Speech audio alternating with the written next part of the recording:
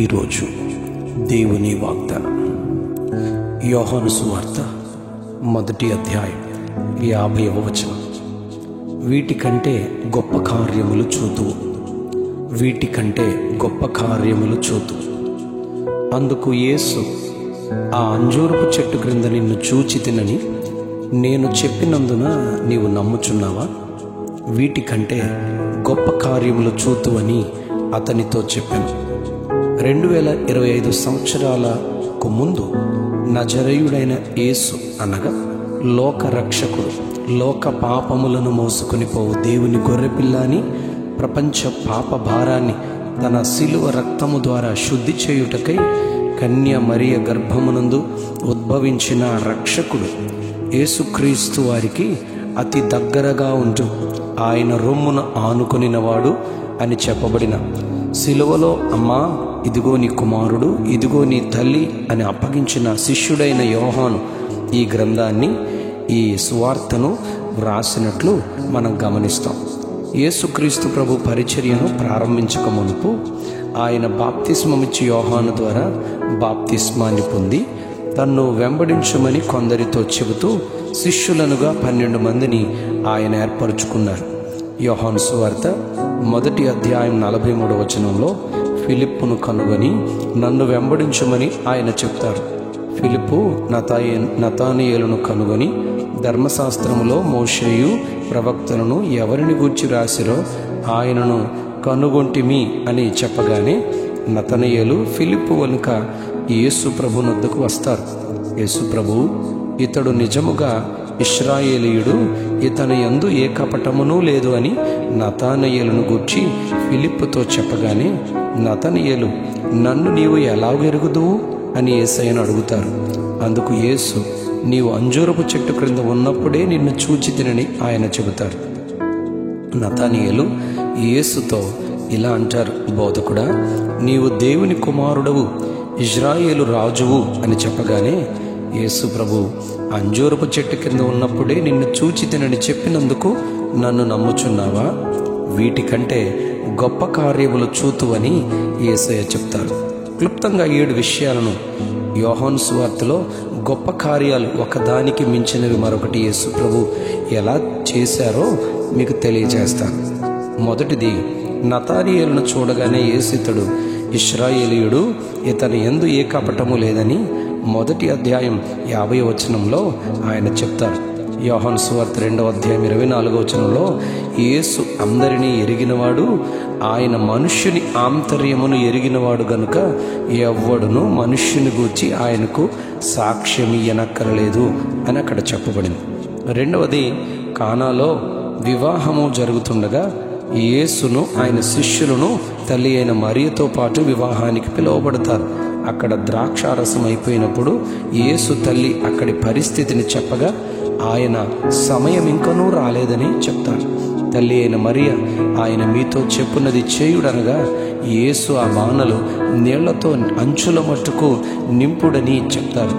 అలాగూ వారు చేయగానే ఆ నీళ్లు ద్రాక్షారసమైనట్లు, ముందున్న రసము కంటే ఎంతో మంచిదిగా ఉన్నట్లు వారు రుచి చూస్తారు.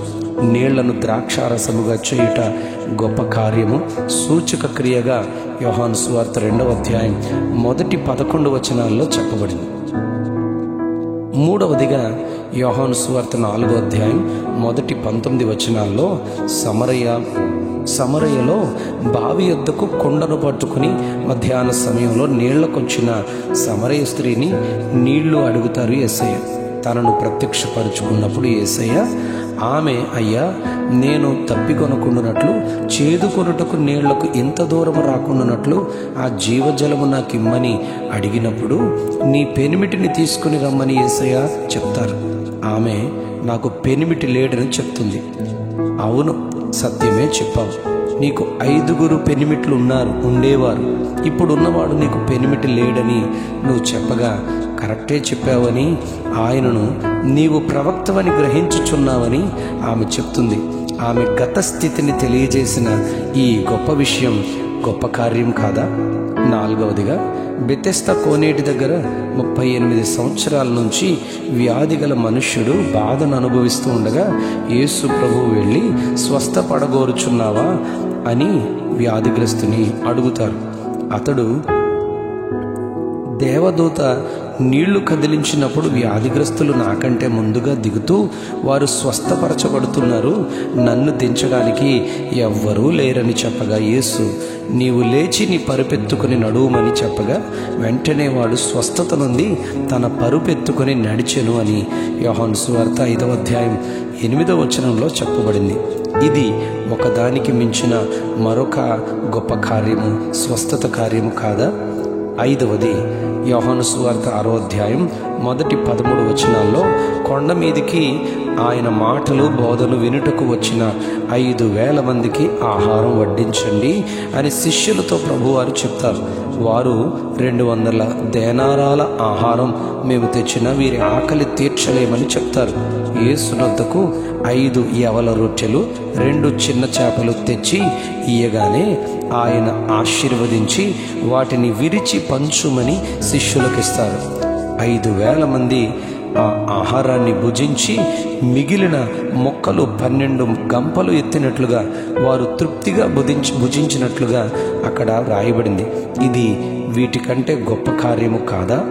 6వదిగా గలిలయలో సముద్రము దాటి ఆవలికి వెళ్తున్న శిష్యులు రాత్రివేళ చీకటిలో సముద్రంపై పెద్ద గాలి విసిరినప్పుడు సముద్రము పొంగుచు ప్రమాదకరమైన స్థితిలో ఉండగా వారి యొద్దకు యేసు సముద్రముపై నడుచుకుని వస్తూ భయపడకుడి నేనే అని చెప్పి వారి యొద్దకు వచ్చి దోణి ఎక్కినప్పుడు అద్దరికి కపెర్నహూముకు చేరుట గొప్ప కార్యం కాదా?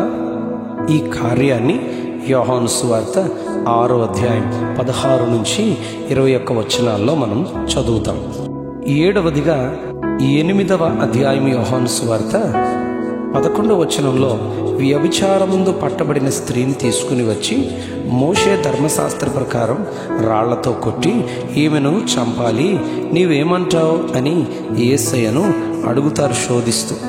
ఆయన మీలో పాపము లేనివారు మొట్టమొదట ఆమె మీద రాయి వేయండి అని నేల మీద వంగి ఆయన ఏమో వ్రాయిచూ ఉన్నట్లుగా చెప్పబడింది. వారి పాపమును ఆయన వ్రాస్తారేమో అన్నట్లుగా రాళ్ళు విడిచిపెట్టి వారు వెళ్ళిపోవడం గొప్ప కార్యం కాదా? జీవితంలో ఆయనను విశ్వసించి ఆయన కొరకు ఈ భూమి మీద కుమారులనుగా దేవుని కొరకు జీవించడానికి ఒకదాని తర్వాత ఒకటి గొప్ప కార్యాలు ఆయన జీవితాంతం విశ్వసించే వారికి చేస్తూనే ఉంటారు. ఈ యోహాను సువార్త 21వ అధ్యాయం 25వ వచనంలో యేసు చేసిన కార్యాలు ఇంకా అనేకములు కలవు, వాటిలో ప్రతి దానిని వివరించి నేను రాసిన ఎడల అలా వ్రాయబడిన గ్రంథాలకు భూలోకమైనను చాలదు భద్రపరచబడడానికి అని నాకు తోస్తూ ఉంది అని అంటారు యోహాను.